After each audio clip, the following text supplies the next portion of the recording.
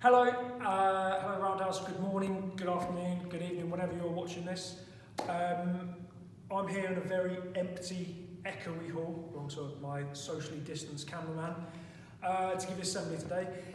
It's a very strange thing. It's quite odd being here with no one around. It's very quiet in school, but it is a lovely day and it's half term, so hopefully you've all been spending the day having fun, getting some exercise, but obviously staying distanced away from people. Now, this is a really, really strange time to be in because, well, it's never really happened before. The fact that people around the world are all away from work, away from school, but they're staying with their families. Now, there's obviously some very tricky things to do with that, where we can't see people, but at the same time, there's some really good things. As I've heard from, seeing on your blogs, lots of people are doing some amazing things, building things, learning new things.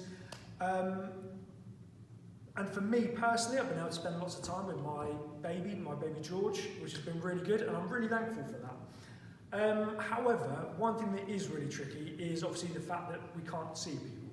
And for us as teachers, and it is a really, really strange situation. And it's quite sad, to be honest, the fact that we can't see you all, because that's why we become teachers. That's what we like to do. And talking on the phone to you and your parents, I can tell that it's strange being away from your friends. And what I want to do, I want to read this book, which sort of goes into that. It talks about being away from people and missing people. Hopefully, a lot of you would have seen or even read this before. It's called The Bear and the Piano by David Litchfield. So, right, let's give this a go. Some amazing pictures as well, so I'm going to try and make sure, with the aid of my cameraman, that we can see this.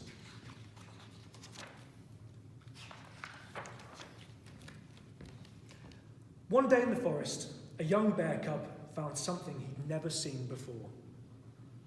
What could this strange thing be, he thought. Shyly, he touched it with his stubby paws. Plonk! The strange thing made an awful sound.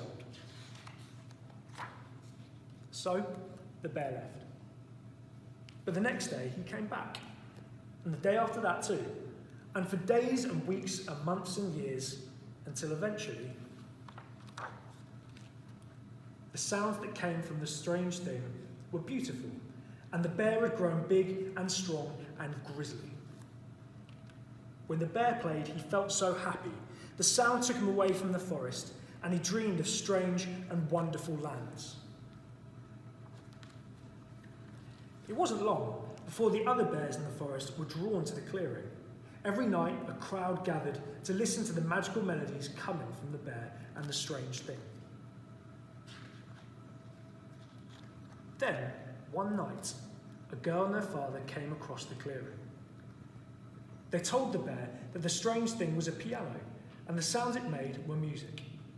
Come to the city with us, they said.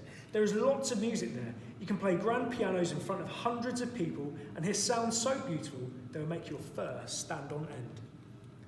The bear knew that if he left the forest, the other bears would miss him very much. But he longed to explore the world beyond the woods, to hear more wonderful music and play better than ever before. And before long, the bear's name was up in big, bright lights in the big, bright city.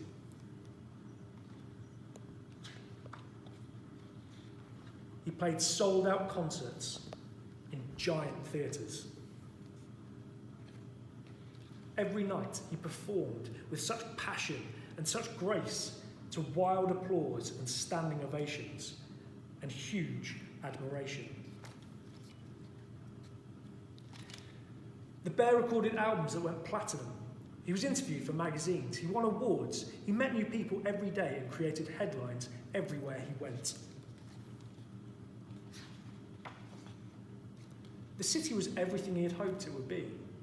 But deep down, something tugged at the bear's heart. He had fame and awards and all the music in the world, but he missed the forest. He missed his old friends.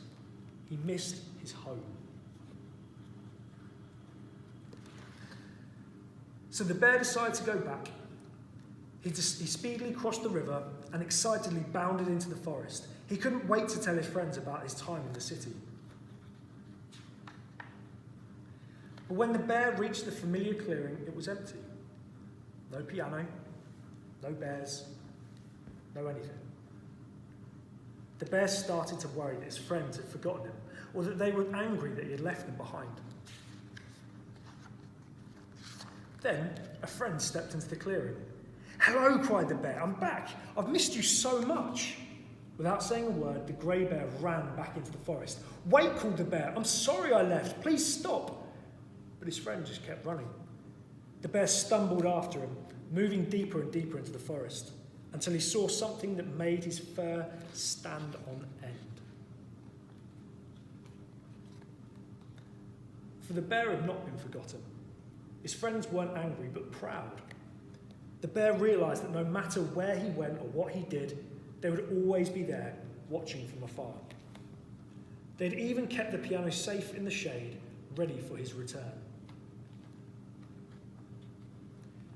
So, after the bear had told his friends about his life in the city and the many concerts he had played, he sat down to play once more, this time for the most important audience of all.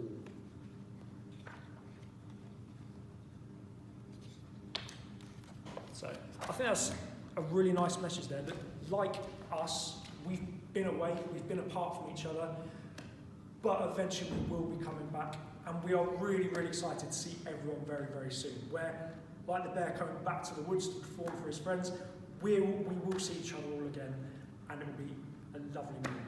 But other than that, stay safe. Bye-bye. Stole my opening line.